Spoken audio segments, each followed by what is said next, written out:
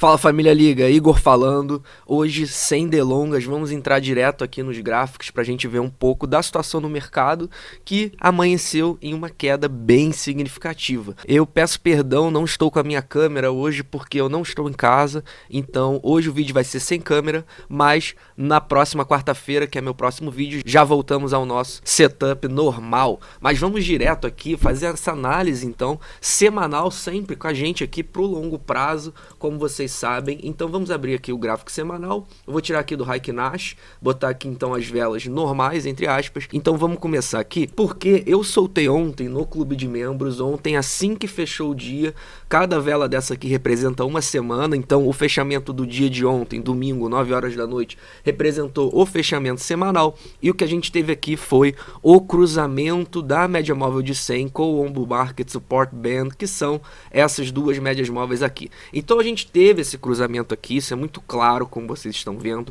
o cruzamento aconteceu. Para quem não sabe o que significa, vamos voltar aqui rapidamente aqui no gráfico, só para vocês verem que esse cruzamento é o padrão mais assertivo em relação a fundos macros, a fundos de bear market. Como vocês podem ver aqui, ele aconteceu uma semana antes da semana do fundo aqui em 2015 e ele cravou aqui a semana certinho do fundo em 2018. Então os últimos dois fundos de bear market foi um padrão assertivo em 2015, uma semana antes, em 2018, na semana do fundo. Então a gente teve esse cruzamento ontem, 9 horas da noite, alertei lá no clube de membros. Por sinal, se você não faz parte do clube de membros, cogite, o link está na descrição do vídeo. Mas a gente então tá aqui e aconteceu esse cruzamento. Vamos ver então se ele vai de novo rimar. E como é que ele rimaria? Ele rimaria caso então a gente visse um possível fundo ou nessa semana, ou na semana que vem, ou muito breve. É óbvio que o passado ele não acontece de forma idêntica,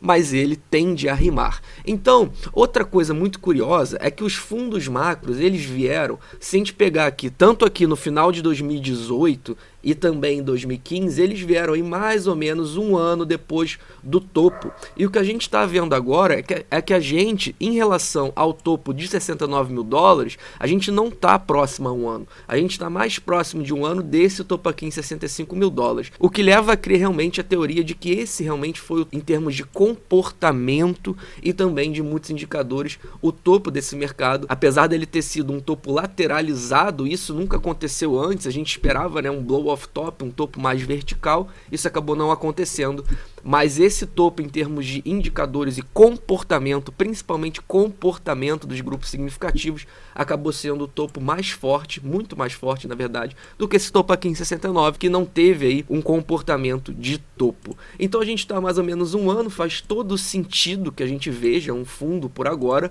obviamente se o passado voltar a ficar semelhante com o presente. E como é que a gente acha então até onde a gente pode ir? Mais uma vez, tudo que a gente tem é o passado para tentar transpor para o futuro e ver até onde a gente pode ir. Se a gente abrir então aqui a média móvel de 200 e a média móvel de 100, a gente sabe que esse é outro padrão então em relação a fundos. A média móvel de 200 sempre foi aí o fundo do Bitcoin em relação a correções significativas. A gente também nota aqui que na época de Covid, a gente chegou aqui a fechar abaixo da média móvel de 200, só que na semana seguinte a gente já voltou para cima. Isso sempre é uma possibilidade, a gente não pode descartar nenhuma possibilidade, mas talvez seja aí o menos provável do Bitcoin perder a média móvel de 200, é o menos provável, mas sempre é uma probabilidade. A probabilidade maior, que eu venho falando para vocês já há algumas semanas, na verdade há alguns meses, é que o Bitcoin, sempre que ele perdeu essa média móvel azul, e a gente encontrou essa média móvel verde. Se a gente tivesse num gráfico aqui com um período de tempo maior, essa média móvel verde estaria esticada aqui. Então vocês notam que sempre na história em que o Bitcoin perdeu a média móvel azul, que é a média móvel de 100, ele encontrou a média móvel de 200, que é a média móvel então, onde ele sempre achou o chão. Vocês notam que tanto aqui no fundo de 2015, como aqui no fundo também do Corona Dump, o Bitcoin chegou a passar a média móvel de 200. É que aqui em 2015 a semana fechou acima da média móvel de 200 e aqui no Corona Dump, na semana seguinte a gente já veio acima dela, mas o Bitcoin ele foi beliscar lá embaixo, ele deu uma agulhada lá embaixo. Então até onde a gente pode ir? Agora então, vamos botar aqui a média móvel de 300, só para vocês notarem que a média móvel de 300 então, que também está em azul, deixa eu trocar a cor aqui só para não confundir, pronto, botei aqui de vermelho a média móvel de 300, foi justamente aonde a gente veio aqui então no Coronadump. Como vocês podem ver, o Bitcoin ele encostou aqui na média móvel de 300, mas mais uma vez, na semana seguinte a gente já estava acima da média móvel de 200. Aqui em 2018 a gente não perdeu a média móvel de 200 e mais uma vez em 2015 nós perdemos também, aqui viemos um pouco abaixo. Então é sempre uma possibilidade. E hoje, aonde estão então essas médias móveis? A média móvel aqui de 200, o Bitcoin praticamente já encostou nela. Ela está aqui atualmente em 22.367 dólares. Então hoje o Bitcoin praticamente já encostou nela. A média móvel de 300, que é a média móvel vermelha, caso a gente tenha um padrão aqui similar ao que a gente viu no Coronadump, ela está aqui atualmente em 16.600. Então vamos ficar atentos.